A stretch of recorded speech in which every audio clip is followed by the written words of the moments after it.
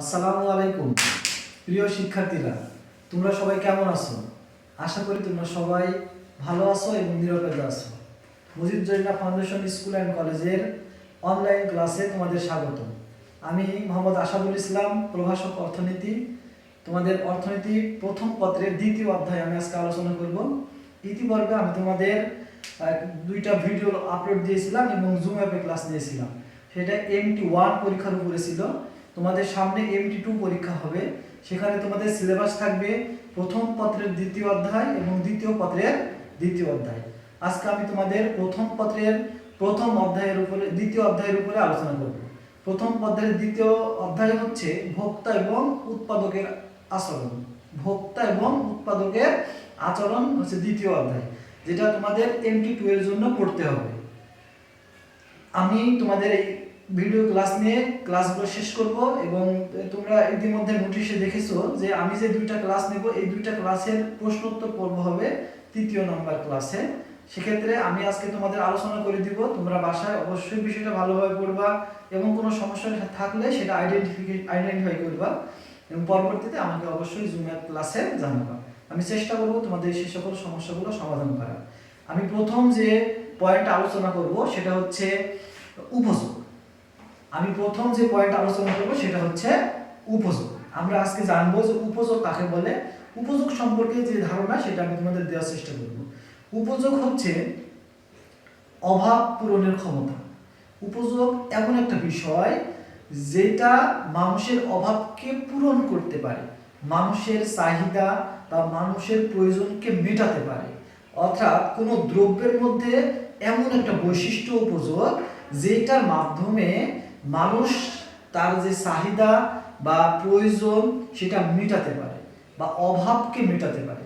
আমি উদাহরণস্বরূপ যদি বলি যে আমি দোকান থেকে একটা কলম কিনলাম 5 টাকা দিয়ে, বাসায় এসে দেখলাম যে সেই কলমের কোনো কালি হচ্ছে না, তাহলে কলমটা আমার প্রয়োজন বা অভাবকে মেটাতে পারে না। অর্থাৎ কলমের মধ্যে সেই ক্ষমতাটা নেই যে ক্ষমতার দ্বারা আমার কলমের অভাবটা পূর্ণ হয়, সেই ক্ষমতাকেই বলা হয় উপযোগ। অর্থাৎ অভাব পূরণের যে বৈশিষ্ট্য বা যে ক্ষমতা সেটা হচ্ছে উপযোগ। সাধারণত আমরা কোনো দ্রব্য ক্রয় করে থাকি যদি তার উপযোগ থাকে। আমি বিভিন্ন সময় ক্লাসে বলি যে আমরা টেবিল খাই, আমরা চেয়ার খাই, আমরা কলম খাই, আমরা পোশাক আশাক খাই। এই খাওয়া বা ভোগ করার অর্থ হচ্ছে এটা। অর্থাৎ এই টেবিল খাওয়া মানে আমরা টেবিলটা রান্না করে খাই না, এই কলমটা রান্না করে খাই না। আমরা এই টেবিল বা কলমের যে ক্ষমতাটা, আমাকে অভাব পূরণের যে ক্ষমতা, সেই ক্ষমতাটাকে শেষ করে দিই। তার মানে কি শেষ করি? উপযোগকে নষ্ট করে দিই। অর্থাৎ আমি একটা পোশাক ব্যবহার করছি, প্রথম যখন কিনেছিলাম সেইটা পরতে আমার খুব কমফোর্টেবল লাগতো বা খুব ভালো লাগতো। এটা যখন বারবার পরেছি, 2 বছর হয়ে গেছে, সেটা বিভিন্ন জায়গায় ছিঁড়ে গেছে বা নষ্ট হয়ে যাচ্ছে, সেইটা কিন্তু আমাকে আর পড়তে ভালো লাগে না। কারণ সেইটা আমার যে চাহিদা, আমার যে প্রয়োজন সেটাকে মেটাতে পারে না। তার মানে কি হচ্ছে যে আমি ওই পোশাকের উপযোগটা শেষ করে দিয়েছি, আমি ওই পোশাকের উপযোগটা নষ্ট করে দিয়েছি। অর্থাৎ সেখানে থেকে আমি আর কোনো তৃপ্তি পাই না, আমি প্রয়োজন মেটাতে পারি না, যার কারণে আমি পোশাকটা ফেলে দিচ্ছি। আর তার উপযোগটা নষ্ট হয়ে গেছে, যার কারণে আমি সেটা শেষ করে দিয়েছি, আমি ভোগ করে ফেলেছি। অর্থনীতিতে এটাকেই ভোগ বলা হয়। কোনো কিছুর উপযোগ নিঃশেষ করে দেওয়াটাই হচ্ছে ভোগ। তাহলে উপযোগ কি বুঝলাম? কোনো দ্রব্যের বা কোনো বস্তুর মধ্যে এমন একটি ক্ষমতা, যেই ক্ষমতার মাধ্যমে সেটা আমাদের যে প্রয়োজন বা চাহিদা সেটাকে মেটাতে পারে, এটাই হচ্ছে উপযোগ। যদি পরীক্ষায় আসে উপযোগ কাকে বলে, তাহলে আমরা খুব সংক্ষেপে বলে দেব যে কোনো বস্তুর অভাব পূরণের ক্ষমতাকে, কোনো দ্রব্যের অভাব পূরণের ক্ষমতাকে উপযোগ বলা হয়। এতটুকু লিখলেই হবে। আমি তোমাদের উদাহরণ দিয়ে বোঝালাম যে উপযোগ বিষয়টা কি। আজকে আমরা দেখব উপযোগের প্রকারভেদটা। অর্থাৎ এখানে 2 ধরনের উপযোগ সম্পর্কে আলোচনা করা হয়েছে। একটা হচ্ছে মোট উপযোগ, একটা হচ্ছে প্রান্তিক উপযোগ। মোট উপযোগ এবং প্রান্তিক উপযোগ। আমরা মোট উপযোগটা দেখব এবং প্রান্তিক উপযোগটা দেখব যে মোট উপযোগ কাকে বলে, প্রান্তিক উপযোগ কাকে বলে। মোট উপযোগ থেকে তেমন বেশি কিছু আসে না, জাস্ট সংজ্ঞাটাই আসে মোট উপযোগ কাকে বলে। আমি একটা উদাহরণের সাহায্যে এই বিষয়টি তোমাদের শেখানোর চেষ্টা করি। অর্থনীতিতে যত মোট আছে, একটা সংজ্ঞার মাধ্যমে আমরা অর্থনীতির সকল মোটকে বুঝতে পারবো। অর্থাৎ মোট চাহিদা, মোট যোগান, মোট উপযোগ, মোট উৎপাদন, মোট আয়, মোট ব্যয়, যত কিছু আছে সব আমরা এর মাধ্যমে জানতে পারবো। উদাহরণটা হচ্ছে, যদি আমি বলি যে একটা স্টুডেন্ট গণিতে পেয়েছে 20, ইংরেজিতে পেয়েছে 30 এবং অঙ্কতে পেয়েছে 40, আমি যদি বলি তাহলে মোট নাম্বার কত, তখন তোমরা কি করো? তখন তোমরা গণিতের 20, ইংরেজির 30, 50, বাংলার 40, 90, এই তিনটা যোগ করো, করে দেখো যে কয়টা সাবজেক্ট, 3টা সাবজেক্ট। তখন এই 3টা সাবজেক্ট দিয়ে মোট নাম্বার, ওই যে নাম্বারটা হয়েছে সেটাকে ভাগ করো, দিয়ে গড় করো। তাহলে আমি যদি তোমাকে বলি যে গণিত, ইংরেজি এবং বাংলা এই 3টা সাবজেক্টের মোট নাম্বার কত, তখন তুমি কি করবা? 20, 30 এবং 40 যোগ করে বলবা স্যার 90।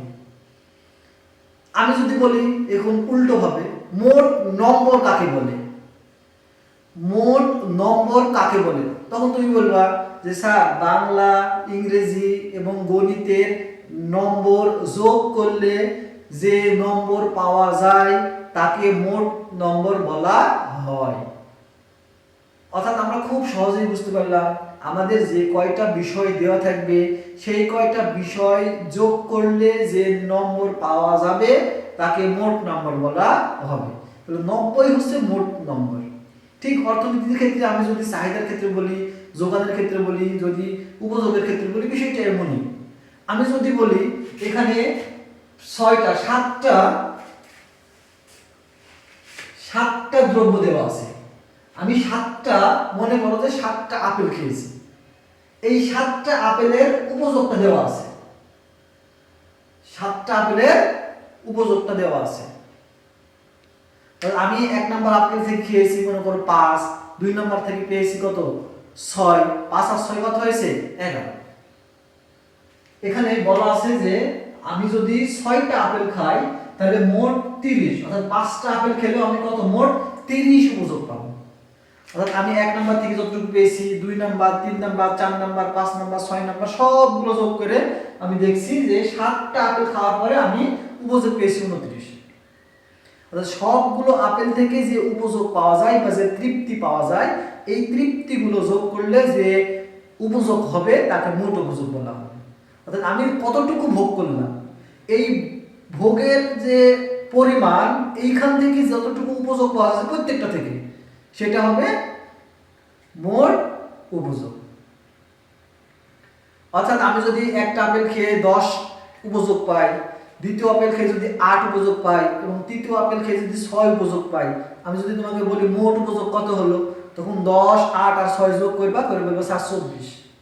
তাহলে 3টা আপেলের উপযোগ যোগ করলে যে উপযোগ পাওয়া যায় তাকে মোট উপযোগ বলা হয়। আমি পরবর্তীতে প্রান্তিক উপযোগ ক্ষেত্রে চলে যাচ্ছি। প্রান্তিক উপযোগ হচ্ছে যে একটা আপেল ভোগ করার পরে আরেকটি আপেল ভোগের জন্য আমাদের আগ্রহ থাকে। অর্থাৎ আমি একটা আপেল খেলাম, তারপরে আবার আরেকটা খাবো। কিন্তু এখানে একটা বিষয় বলা হয় অর্থনীতিতে, যদি সে পাগলা ভোক্তা না হয়, অর্থাৎ যৌক্তিক ভোক্তা হয়, তাহলে মানুষ যতই ভোগের পরিমাণ বাড়াবে তাদের উপযোগের পরিমাণ কমতে থাকবে। অর্থাৎ আমি খেতে পারি, আমি 1 কেজি হয়তো মিষ্টি খেতে পারি, আমি 10টা আপেল খাইতে পারি, কিন্তু প্রথমটা খাওয়া এবং 10 নম্বরটা খাওয়ার মধ্যে পার্থক্য আছে। অর্থাৎ আমি যতই ভোগ বাড়াতে থাকবো, একটা সময়ে আমার যে চাহিদা খাওয়ার সেটা কমে যাবে। এমন সময় আসবে যে আমি আর খেতেই যাবো না। অর্থাৎ তোমাকে যতই ভালো জিনিস দেওয়া হোক না কেন, তুমি খুব মিষ্টি খাইতে পারো, তোমাকে 1 কেজি মিষ্টি দেওয়া হয়েছে, তুমি সুন্দর খাবা, 2 কেজি দেওয়া হয়েছে খাবা, 3 কেজি আর খেতে পারবে না। অর্থাৎ সেটা কি হয়ে যাচ্ছে, তোমার যে চাহিদা সেটা নষ্ট হয়ে যাচ্ছে। এমনকি একটা সময় হবে যে তুমি যদি আরো বেশি পরিমাণ খেতে যাও তাহলে তোমার বমি হয়ে যাবে। অর্থাৎ সেটা তৃপ্তিটা তোমার নষ্ট হয়ে যাবে, বরঞ্চ তোমার জন্য এটা ক্ষতি হয়ে যাবে। অর্থাৎ আমরা কি করি, যতই ভোগ বাড়তে থাকে, অর্থনীতিতে সেটা বলা হয় যে তৃপ্তি পাওয়ার যে বিষয়টা সেটা কমতে থাকে, উপযোগটা কমতে থাকে।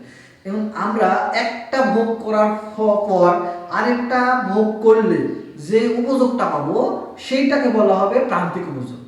আমি 5টা আপেল খেয়েছি, উদাহরণস্বরূপ মনে করো আমি 5টা আপেল খেয়েছি, 5টা আপেল থেকে আমি 20 উপযোগ পেয়েছি। 5টা আপেল খেয়ে আমি কত পেয়েছি? 20 উপযোগ হয়েছে আমার। এবার আমি 6 নম্বর আপেল ভোগ করব। 6 নাম্বার আপেল ভোগ করার ফলে আমি কতটুকু উপযোগ পাচ্ছি? মনে করো যে 5টা খেয়ে পেয়েছিলাম 20 আর 6 নাম্বার খেয়ে পেলাম 22। 6 নাম্বার খেয়ে আমার এই 6টা মিলে হয়েছে 22, তাহলে 5টা খেয়ে হয়েছে 20, 6 নাম্বারটা খাওয়ার ফলে হয়েছে 22। তার মানে আমি 6 নাম্বার খেয়ে পেয়েছি মাত্র 2। এই 2 হচ্ছে প্রান্তিক উপযোগ। আমি শেষেরটা ভোগ করে কতটুকু পেলাম, শেষের আপেলটুকু খেয়ে আমি কতটুকু পেলাম, কতটুকু উপযোগ পেলাম, সেটাই হচ্ছে প্রান্তিক উপযোগ। অর্থাৎ আমি এখানে তোমাদের একটা টেবিল দেখাইছি যে এখানে ভোগের পরিমাণ প্রথমটা যখন খেয়েছি আমি তখন হয়েছে 8, অর্থাৎ প্রান্তিক উপযোগও 8। এবার দ্বিতীয় দুইটা যখন আমি 1 এবং 2 দুইটা যখন খেয়েছি তখন আমি পেয়েছি 15। দুইটা মিলে আমার হয়েছে 15। যদি দুইটা মিলে 15 হয় তাহলে আমি 2 নাম্বার থেকে কতটুকু পেয়েছি? 2 নাম্বার থেকে কিভাবে করব? 15 থেকে 8 বিয়োগ করো। 15 থেকে 8 বিয়োগ করলে 7 থাকে। তার মানে আমি 2 নাম্বার খেয়ে পেয়েছি 7 আর দুইটা মিলে পেয়েছি 15।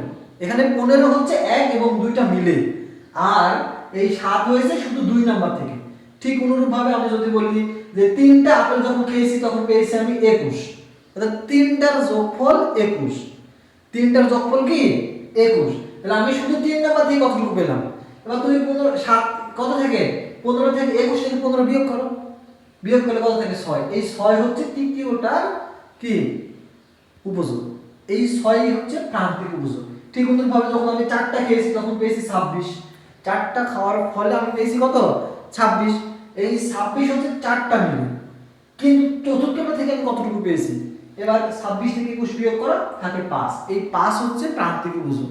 অনুরূপভাবে যখন আমি 5টা খেয়েছি তখন আমি পেয়েছি 30। এই 5টা খাওয়ার ফলে 30 পেয়েছি, কিন্তু পঞ্চমটা থেকে আমি পেয়েছি মাত্র 4। 30 থেকে 26 বাদ দিলে থাকে 4। এবার যদি আমি 6টা খেয়েছি তখন দেখছি যে 6টা খেয়েও আমি কত 30 পেয়েছি। অর্থাৎ আমার এই 6 নাম্বারটা খাওয়া না খাওয়া সমান। অনেক সময় হয় তোমরা দাওয়াত খেতে গিয়েছো এবং দাওয়াত খেতে যাওয়ার পরে সেখানে তো অনেক খাবার থাকে, বলে যে ভাই নেন, আরো নেন, আরো নেন। একটা পর্যায়ে তোমার নেওয়ার ইচ্ছা থাকে না, তোমার ওইটা দেওয়াও যা ছিল না দেওয়া তাই ছিল। এইটা বিষয় হচ্ছে যে যখন আমি 6 নাম্বারটা খেয়েছি তখন আমার খাবার প্রতি কোনো ইচ্ছাই ছিল না, তারপর আমাকে দেওয়া হয়েছে, এজন্য আমি সেখানে কোনো তৃপ্তি পাই না। যার কারণে আমি কি সেখান থেকে কোনো তৃপ্তি পাই না। এজন্য দেখো তৃপ্তি হয়ে গেছে কত? 6টা খেয়ে আমি 30 পেয়েছি, সেখানে আমার উপযোগ হচ্ছে 0। এরপরে যখন আবার দেওয়া হয়েছে তখন আমার পেটের সমস্যা হয়ে গেছে, অর্থাৎ বাসায় এসে টয়লেটে দৌড়াদৌড়ি করছি, মানে আমার আর ক্ষতি হয়ে গেছে। আমি সেখান থেকে কোনো তৃপ্তি তো পাই নাই, বরং আমার ভোগ মুখ হয়ে গেছে। অর্থাৎ আমার কি হয়েছে? তৃপ্তিটা নষ্ট হয়ে গেছে। যার কারণে এখানে দেখো আরো আমার মোট উপযোগটা কমে গেছে। 6টা খেয়ে যেখানে 30 পেয়েছিলাম, 7টা খাওয়ার পরে সেটা 29 হয়ে গেছে। তার মানে এই প্রান্তিক শেষেটা থেকে -1 পেয়েছি, সেখান থেকে আমি তো পাই নাই কিছু উপযোগ বা তৃপ্তি তো পাই নাই, বরং সেটা আমার উপযোগকে নষ্ট করেছে, আমার চাহিদাকে নষ্ট করেছে, আমার প্রয়োজনকে নষ্ট করেছে। যার কারণে প্রান্তিক উপযোগ হয়েছে -1। এই যে আমি এগুলো পেলাম, এই লাইনটা হচ্ছে প্রান্তিক উপযোগ। আমি সংখ্যা ক্ষেত্রে যদি বলি খুব সহজে, তাহলে সেক্ষেত্রে সংখ্যাটা এভাবে বলতে পারি যে 1 একক ভোগ বৃদ্ধির ফলে মোট উপযোগের যে পরিবর্তন, মোট উপযোগের যে পরিবর্তন, এই পরিবর্তন কতটুকু সেটাকে বলা হয় প্রান্তিক উপযোগ। যদি পরীক্ষায় আসে তাহলে সুন্দর করে এইভাবে লিখবা যে 1 একক ভোগ বৃদ্ধির ফলে মোট উপযোগের যে পরিবর্তন তাকে প্রান্তিক উপযোগ বলা হয়। আমি আশা করব তোমরা অবশ্যই ভিডিওটা দেখবে এবং বইটা আবার ভালোভাবে পড়বে। সেখানে কোনো সমস্যা থাকলে আইডেন্টিফাই করবে এবং পরবর্তীতে যখন জুম অ্যাপ ক্লাস হবে, প্রশ্নোত্তর করব, তখন তোমরা আমাকে অবশ্যই জানাবে। সবাই ভালো থেকো, সুস্থ থেকো। আসসালামু আলাইকুম।